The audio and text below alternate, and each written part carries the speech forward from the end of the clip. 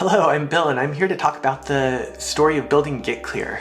This is a story that's been 12 years in the making, and along the way, we have learned things that have transformed the way that we run our development team.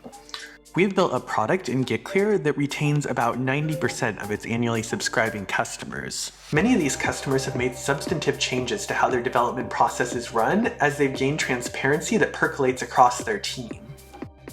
By way of background, my co-founder Jordan Phillips and I started the Bonanza.com marketplace in 2008, shortly after we'd graduated from the University of Washington together. We were young programmers and we had no business connections to speak of, so after a few failed attempts at drumming up interest in a seed round, we began to see promising signs quite early on. The year that we launched, in 2008, an industry publication called E-Commerce Guide put us on the map when they published a story entitled Bonanza, the best eBay alternative we've seen. Very heady stuff for a product that had just barely emerged from beta at the time.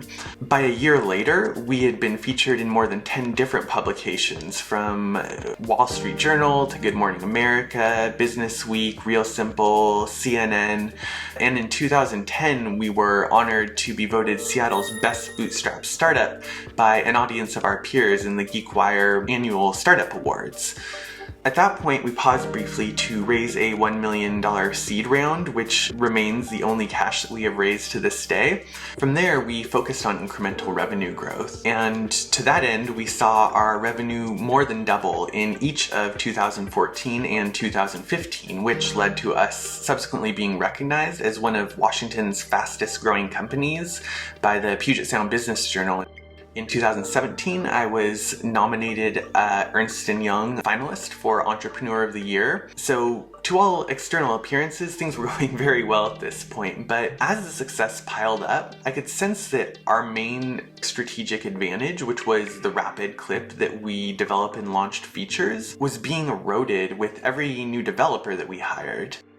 Our most senior developers had entered into something like a black hole of pull request reviews, stand-up meetings, sprint planning, vendor relations, interviews, more interviews, all of these different activities that were not making progress towards our customers' requests. Plainly, what we were doing wasn't efficient, but it was maddeningly difficult to pinpoint where the inefficiency was coming from and what actions we could take to restore the velocity that our team had had in its earlier years. After I sat down to start coding GitClear, it quickly became apparent why no company had ever succeeded at doing what we wanted to do. Because to answer why is it taking so long to implement X feature, one must somehow pinpoint the rate at which developers' work is being authored.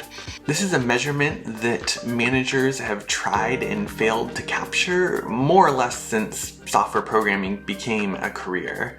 And for the first couple years that I worked on it, it seemed quite possible that my effort was going to be added to the long list of failures in this line. But I continued for one reason: to figure out what senior developers see when they read code and bring that to any junior developer or non-technical manager or executive that wants to get a sense for what is happening in their repo.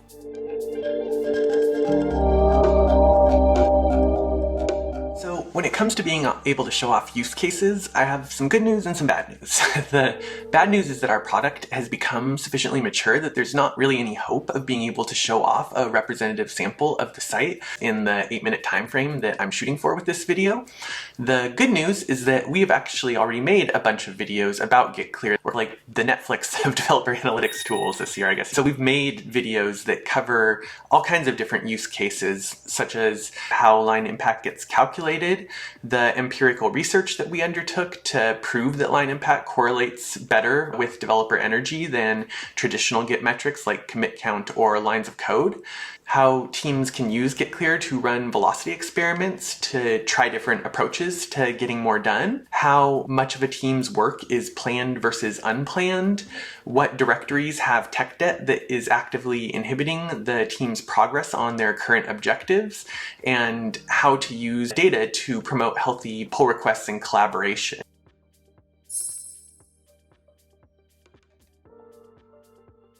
So there's two more things I'd like to show off in this video. The first is that I'd like to try to give at least a small taste for the really staggering amount of wasted developer energy that's happening on an average dev team in 2022. So on this graph, you can see where our dev team ended up after we scrapped all the pretense about following what we had read about as best practices.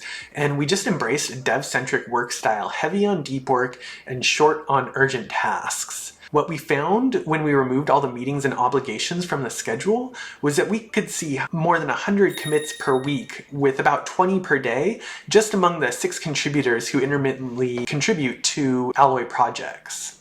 You can contrast the graph of our progress today to a graph in 2016. These were stellar developers, great teammates, but still, most of them only had time to make 1 or 2 commits per day.